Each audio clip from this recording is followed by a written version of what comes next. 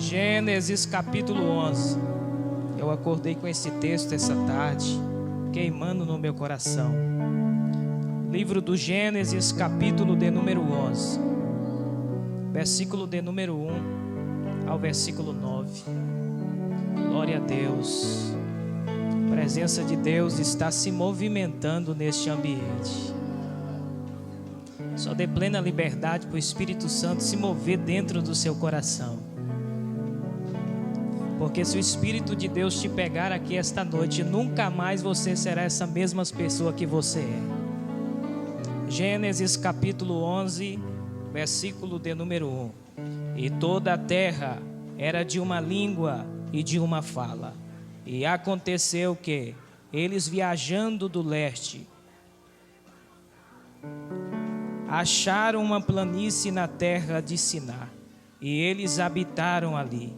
E eles disseram uns aos outros: vamos, façamos tijolos e queimemo-los. E eles tiveram tijolos por pedra e betume por argamassa. Versículo 4. E eles disseram: vamos, edifiquemos para nós uma cidade e uma torre, cujo topo possa alcançar o céu, e façamos para nós um nome, para que não sejamos espalhados sobre a face de toda a terra. E o Senhor desceu para ver a cidade e a torre que os filhos dos homens edificavam. E o Senhor disse: eis que o povo é um, e todos eles têm uma língua.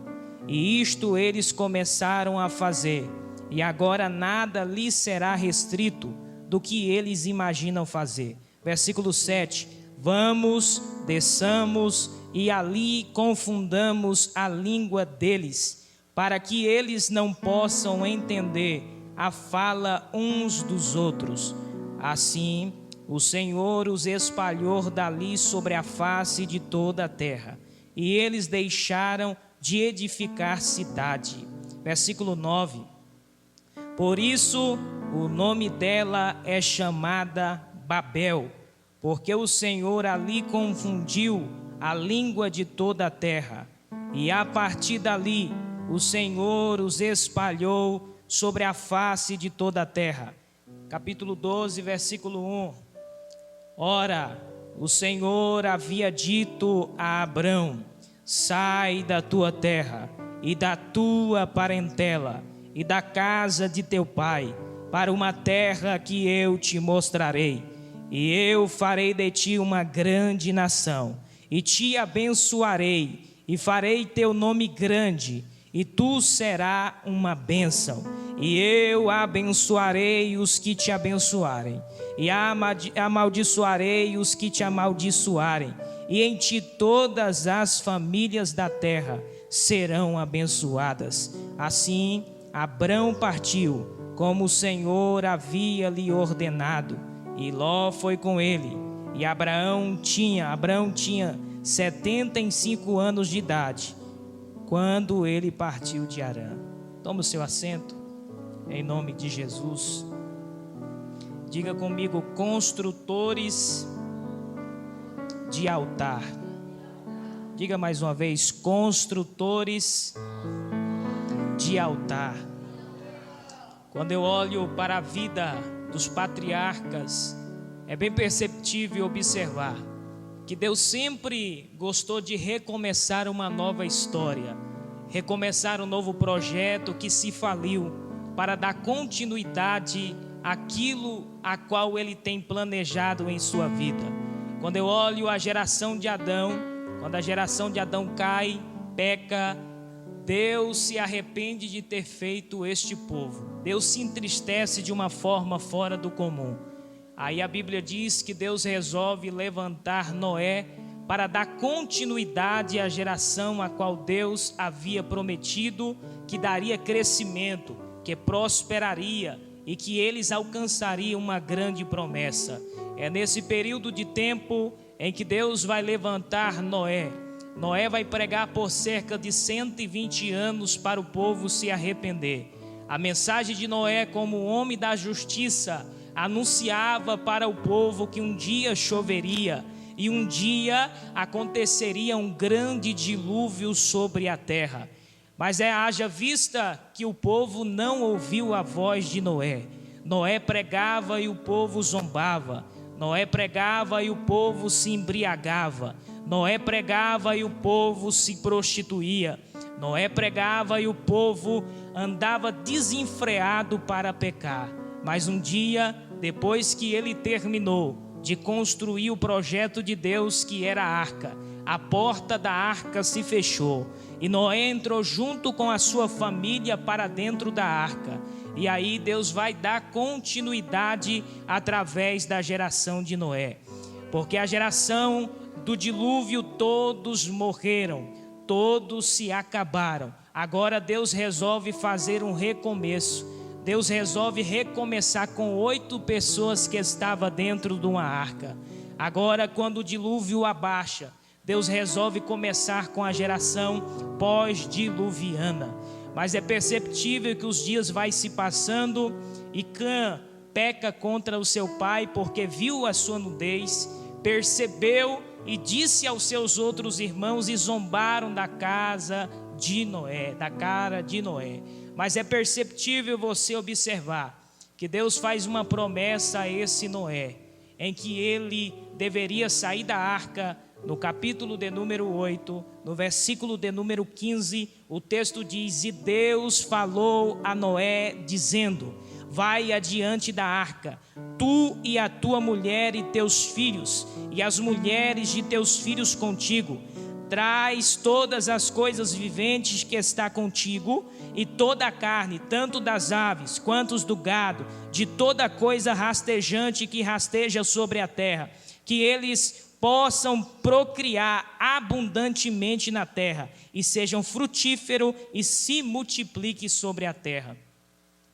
O povo vai receber uma ordenança de Deus. A ordenança é: se multiplique, se espalhe na terra, faça uma nação. O que Deus queria recomeçar através da geração após-diluviana. Só que a geração após-diluviana, eles não obedeceram à voz de Deus.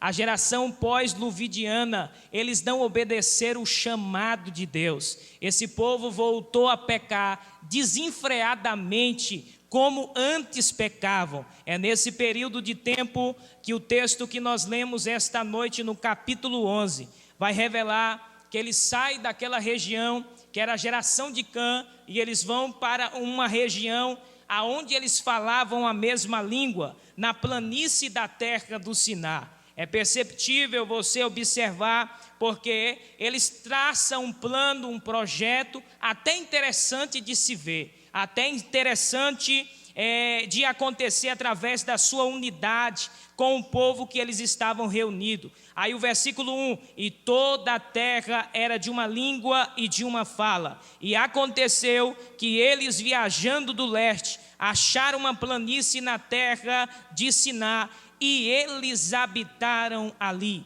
Versículo 3: e eles disseram uns aos outros: vamos, façamos tijolos e queimemo-nos. E eles tiveram tijolos por pedras e bertume por argamassa. Então perceba que a intenção desse povo é boa, mas o propósito está errado. Mas por que o propósito está errado? O versículo de número 4: e eles disseram: vamos, edifiquemos para nós uma cidade e uma torre, cujo topo possa alcançar o céu, e façamos para nós um nome, para que não sejamos espalhados sobre a face da terra. É interessante olhar para esse texto e perceber que a intenção desse povo de se unir é uma intenção interessante, é uma intenção de unidade. Só que o propósito do coração desse povo é um propósito errado, é um propósito que degrine aquilo a qual Deus ordenou para a nação de Noé, para a nação pós-diluviana, para esse povo se multiplicar, se espalhar, encher a terra e construir uma nação. Só que esse povo, em vez de construir uma nação, este povo vai edificar uma torre, este povo vai edificar uma cidade, esse povo vai se unir apenas para edificar esta cidade, para que o seu nome seja promovido e eles entrassem na história como uma geração de pessoas que construíram e conseguiram chegar até o céu. Mas quando a gente percebe os planos destes homens, no versículo de número 4, a gente percebe claramente: vamos, edifiquemos para nós uma cidade e uma torre, cujo topo possa alcançar o céu, e façamos para nós um nome, para que não sejamos espalhados sobre a face de toda. O propósito desses homens era não ser espalhado de toda a terra. O propósito deste povo era construir um nome para entrar na história. Quando eu olho para esse texto, a gente vê a prepotência humana, o orgulho humano em querer alcançar o céu com a sua própria força física, com a sua própria força intelectual, com a sua própria força de suas mãos, de construir uma cidade, de construir uma torre para se alcançar o céu com a sua própria vontade. Mas o interessante de você observar que eles queriam entrar na história, fazer um nome, queria não ser espalhado, estava quebrando a promessa que Deus fez a Noé, tanto no capítulo 8, como também no capítulo 9, do versículo 1, que diz: e Deus abençoou Noé e seus filhos, e lhe disse: sede frutíferos e multiplicais e enchei-vos a terra. Eles estavam quebrando esta promessa, eles estavam reunindo em só uma região, a terra estava vasta, a terra estava sem povoação. O que Deus queria fazer através desta nação, através deste povo, não era construir uma cidade, não era construir uma torre. Deus queria fazer uma grande nação para esse povo habitar e dar continuidade ao nome soberano de Deus. Mas os homens fazem os seus planos, os homens constroem os seus objetivos, mas nem sempre os planos dos homens são os planos de Deus, nem sempre as decisões dos homens são as decisões de Deus. Como assim, pregador? É quando a gente olha no capítulo 55 do profeta Isaías, a gente entende que nem todos os nossos caminhos são os caminhos do Senhor. Quando você olha no versículo 8,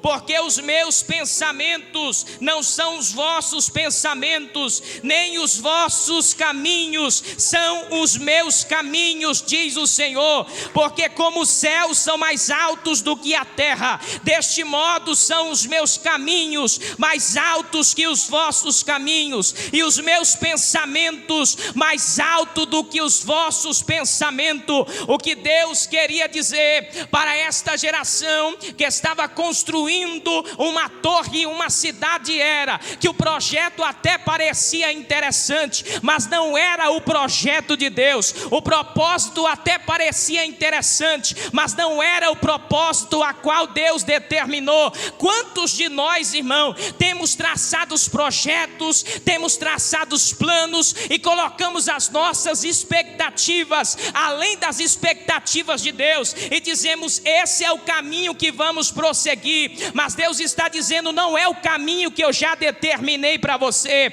não é o pensamento que eu já determinei para você. Ah, mas é a minha decisão. É a sua decisão e não é a decisão de Deus. É muito fácil entender a nossa decisão, agora entender a decisão de Deus vai levar um período de tempo para se decidir. Quando você observa esse texto, você vai entender que os homens colocaram em seu coração o orgulho. Que orgulho esse? De construir uma torre, de fazer o seu nome, de promover o seu nome acima do nome de Deus, acima do que Deus já havia determinado. É aí que Deus vai frustrar o plano deste povo. Deus vai frustrar o plano desse povo. Por quê? Porque o plano desse povo não é a vontade de Deus. E qual é a vontade de Deus, pregador? A vontade de Deus está no versículo de número 5, quando você percebe: e o Senhor desceu para ver a cidade e a torre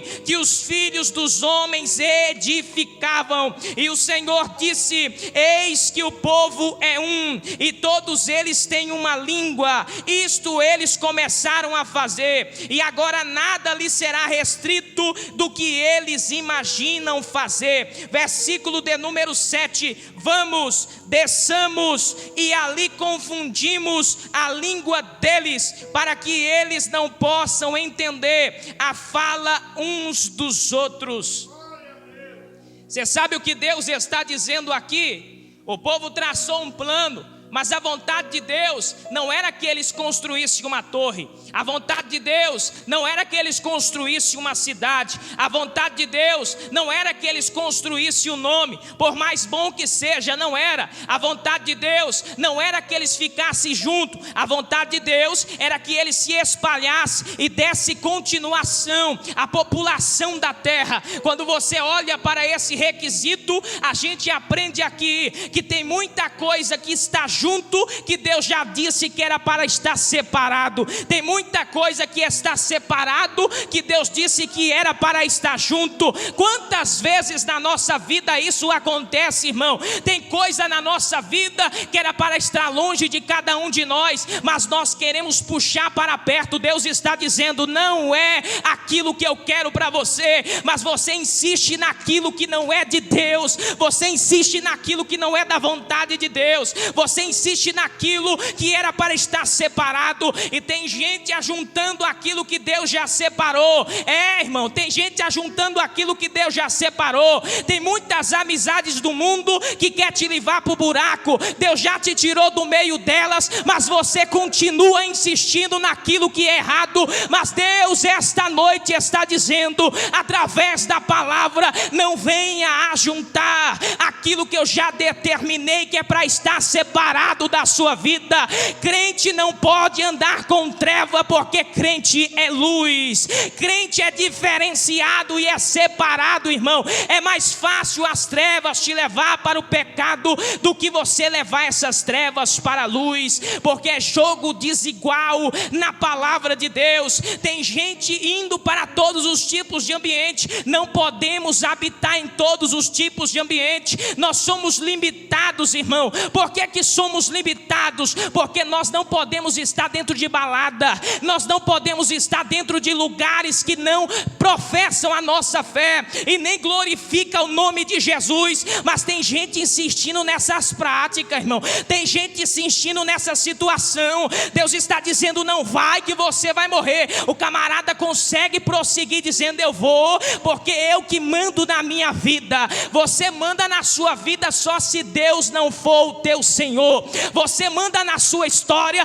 só se Ele não for o teu Salvador. Mas a partir do momento que você dobra o teu joelho no altar, você confessa Jesus como o teu Salvador, você não tem mais direito de escolha de ir onde você queria ir. Você não tem mais direito de decisão de continuar na vida que você estava. A Bíblia diz: agora quem está em Cristo, nova criatura é. As coisas velhas se passaram e eis que tudo se fez novo. Quem está no novo e vive o caminho não pode voltar para o antigo. Quem está no novo caminho não pode retroceder para trás.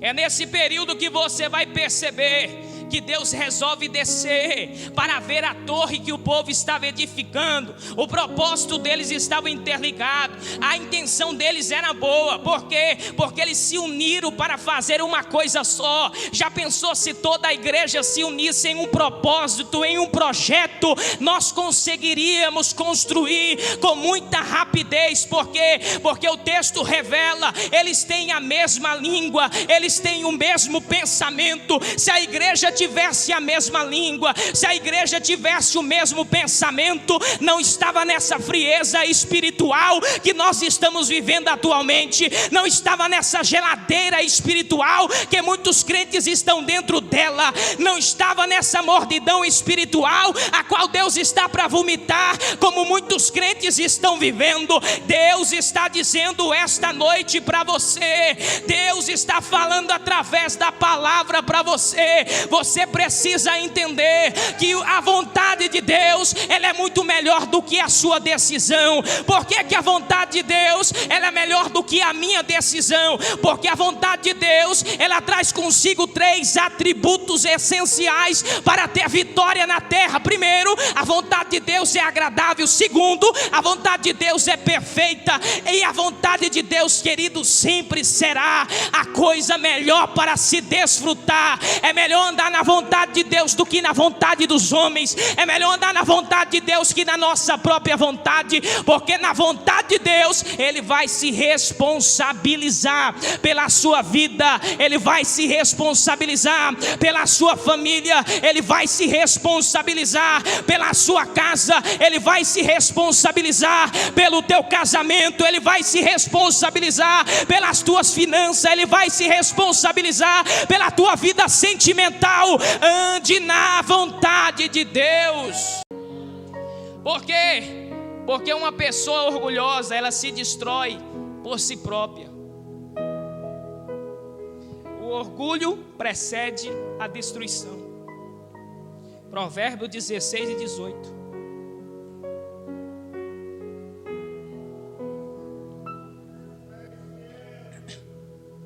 Uma pessoa orgulhosa, ela não precisa de outra pessoa para destruí-la. Ela se destrói pelas suas próprias mãos. Provérbios 16 e 18. O orgulho precede a queda, e a pessoa orgulhosa, ela acaba se destruindo por si própria. Quarto lugar, a resposta de Deus para a geração que levanta a torre. Quando vemos que Deus, capítulo 11, destrói a língua dos homens, confunde todo mundo.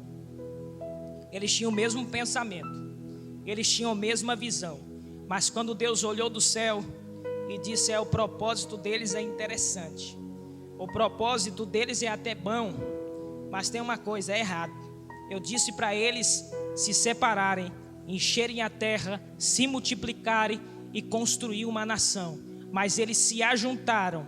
Eles estão construindo uma cidade e eles estão construindo uma torre, e eles querem promover o nome deles e não o meu nome. Aí a Bíblia diz: desçamos e o confundimos para que eles possam ser espalhados. Quando Deus desce, irmão, Ele corta o mal por toda a raiz de uma só vez. A língua do povo era toda igual, mas quando Deus desceu, irmão, houve uma confusão. O camarada estava conversando com o outro, carregando tijolo, já não estava mais se entendendo, já não estava entendendo o que era para fazer. Foi necessário esse povo sair e esse povo espalhar pela terra, para que o propósito de Deus seja prevalecido. Aí quando a gente olha no versículo 8, assim o Senhor espalhou dali sobre a face de toda a terra, e eles deixaram de edificar a cidade. Versículo 9, por isso o nome dela é chamada Babel, porque o Senhor ali confundiu a língua de todos da terra, e a partir dali o Senhor espalhou sobre a face de toda a terra. Um lugar que a vontade de Deus não é o centro, não é um lugar aonde não há outra coisa a não ser confusão. Aonde você chegar, que a vontade de Deus não esteja prevalecendo, esse lugar sempre vai gerar confusão na sua mente. Esse lugar sempre vai gerar confusão no seu coração. Mas o que eu acho lindo, que Deus agora vai responder através de um moço chamado Abraão. Tudo que eles construíram no capítulo 11, Deus vai construir com Abraão no capítulo 12.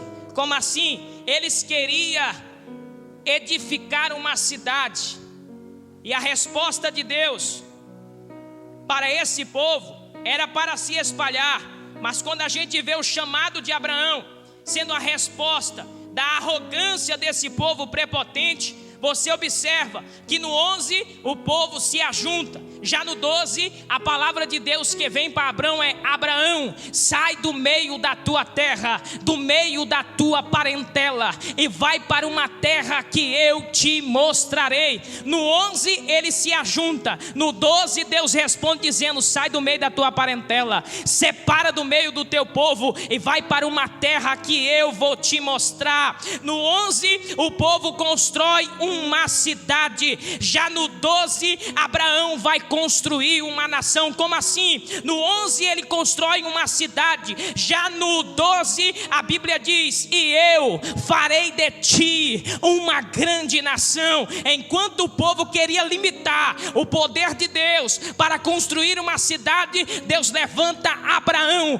para construir uma grande nação. Deus resolveu recomeçar mais uma vez através da vida de Abraão para construir uma grande nação. No 11 o povo constrói uma torre. Agora, quando você lê a vida de Abraão, você não vai ver Abraão levantando torre, você vai ver Abraão levantando altar. Como assim? No versículo 7 do capítulo 12 você observa: e o Senhor apareceu a Abraão dizendo: a tua semente eu darei esta terra. E ali edificou um altar ao Senhor. No capítulo 13 você vai observar: Abraão não vai levantar torre, Abraão vai levantar altar. Por que Abraão vai levantar altar? Porque só levanta altar quem está na direção de Deus, só levanta altar quem tem intimidade com Deus. Eu vou abrir um parênteses aqui para dizer: esta geração quer ser uma geração construtora de cidade, de torre, mas não quer construir altar. Por que não quer construir altar, pregador? E debaixo da autoridade do sangue de Jesus eu vou dizer: porque torre você constrói com o seu narizinho empinado do jeito que você quiser, mas para construir altar, você não constrói altar de pé, você constrói altar de joelho no altar de Deus.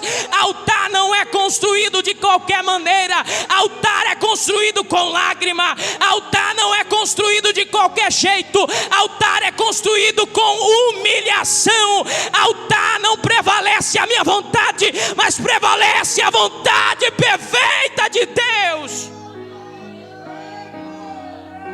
Geração que constrói torre vai ficar construindo e um dia será confundido, mas geração que constrói altar vai trazer para sua família o altar que ela constrói. Abraão constrói altar na sua chamada. Quando Deus chama Isaac, Isaac vai construir altar. Quando você olha para a vida de Jacó, Jacó não vai construir torre, Jacó vai construir um altar. Quando você olha no capítulo 28 de Gênesis, quando Jacó teve um sonho e ele disse: quão terrível é este lugar, este não é outro lugar senão a casa de Deus, e eis que a porta do céu está aberta. E a Bíblia diz que tremendo ele se levantou, ele pegou uma pedra, ele ungiu e ele construiu um altar dizendo: a partir de hoje este lugar vai ser chamado Betel, casa de Deus. Se você construir altar na sua casa, toda a sua família vai ser construtores de altar, vai ser construtores de altar. É muito simples de entender, irmão, é só olhar para a vida do nosso pastor, é construtor de altar. Toda a sua casa constrói altar, a sua descendência vai ser construtor de altar, porque tem visto que o altar é a melhor coisa para se construir numa vida. Fica de pé.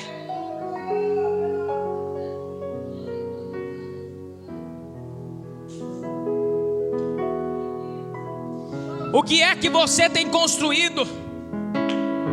Você tem construído torre ou você tem construído altar? Altar não se constrói com uma vida torta.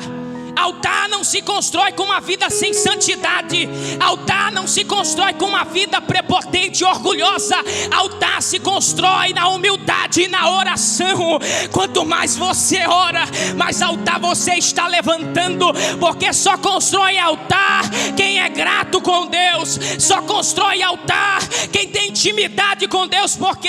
Porque para construir altar é necessário trazer sacrifício para o altar. Para construir torre não, você constrói do jeito que você quiser, você leva o tijolo do jeito que você quiser, você constrói a sua cidade do jeito que você quiser. Mas quando você vai construir o altar, você tem que colocar a lenha no altar, você tem que preparar o sacrifício para o altar.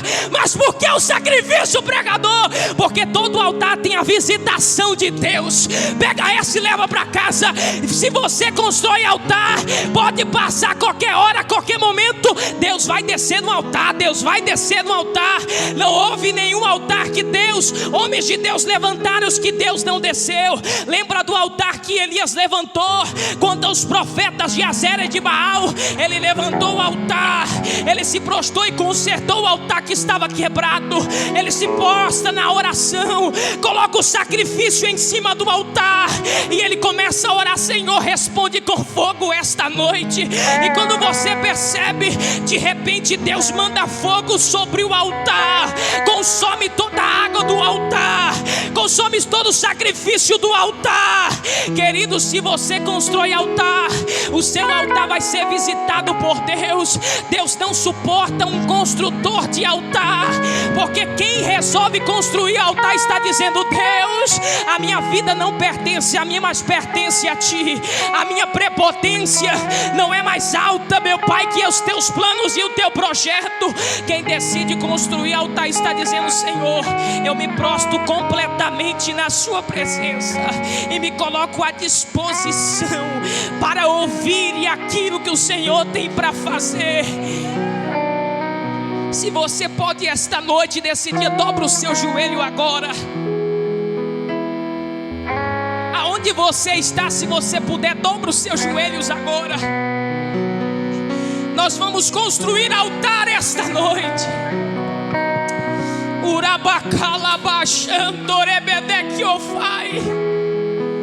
Deus está chamando gentes que deixaram o altar de lado.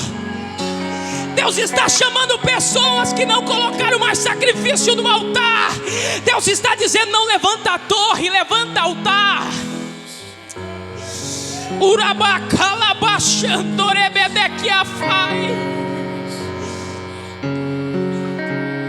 Comece a construir o teu altar com as tuas lágrimas esta noite.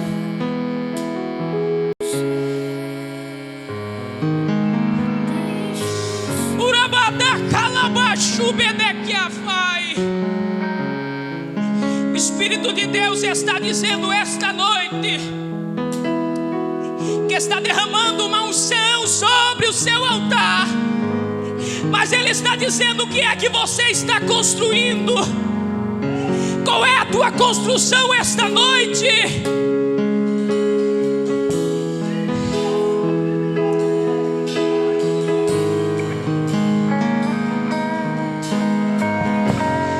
Coloca ali no altar. Se o altar está quebrado, reconstrói o altar esta noite. Se o altar precisa de fogo, clama a Deus esta noite que Ele tem fogo. Se precisa de sacrifício esta noite, derrama a tua lágrima, derrama a tua adoração.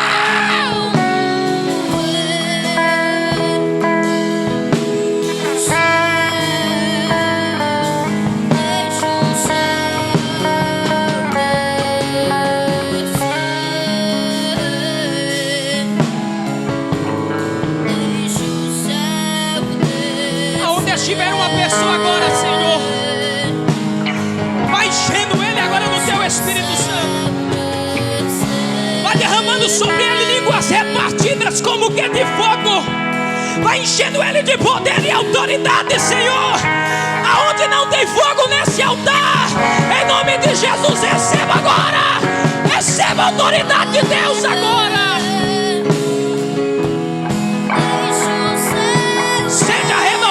Abre a tua boca em línguas estranhas esta noite.